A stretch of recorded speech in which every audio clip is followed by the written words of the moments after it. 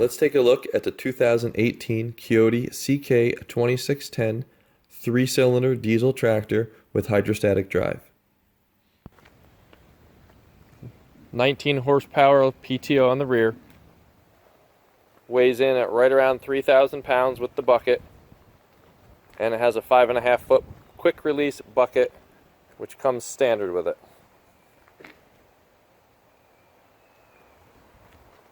Some features with this tractor include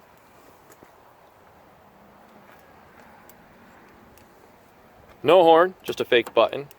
You got your turn signals, you got your lights.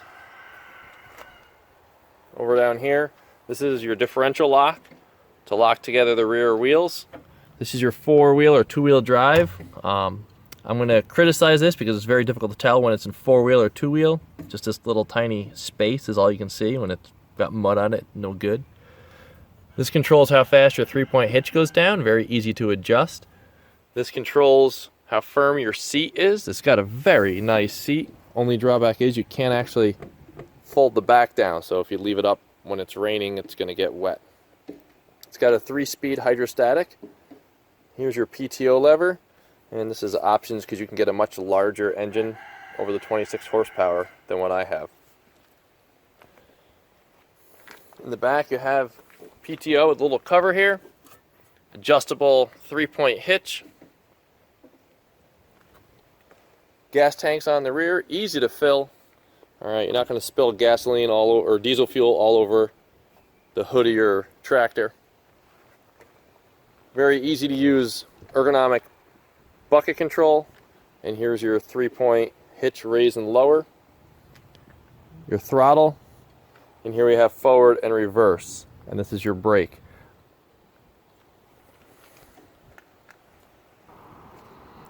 One of the reasons I went with the Kioti over a Kubota is I like the 2 separate pedals for forward and reverse instead of a rocker type. I find that very hard on the knees.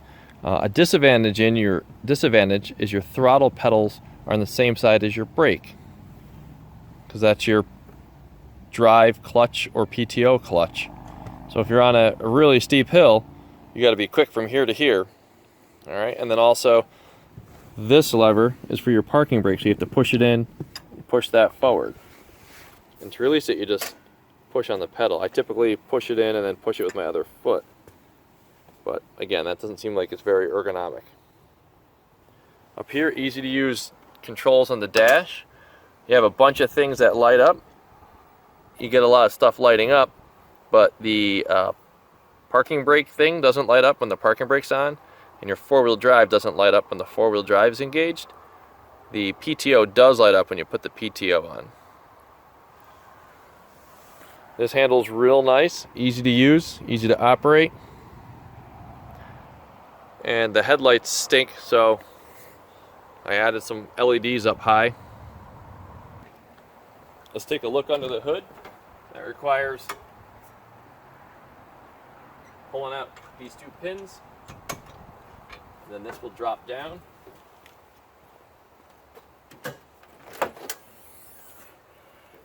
You have quick access to a battery if you need to jump start it, your air filter, and then your radiator is right behind there.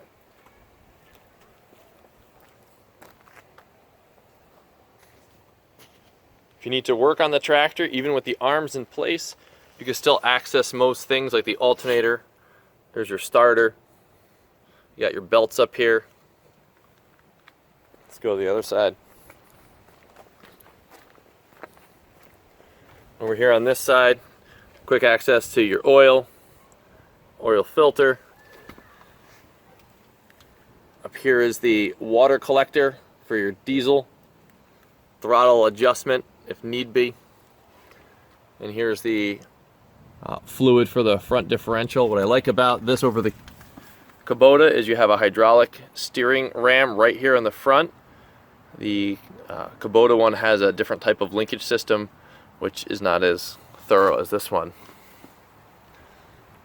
Heavy duty arms, quick release. What else I like about the Kioti is when you take off the arms, the hydraulics and the levers stay put, so your valves all stay on here. On the Kubota, the valves go with the bucket, which means if you put another attachment on the front, you won't have those valves with you.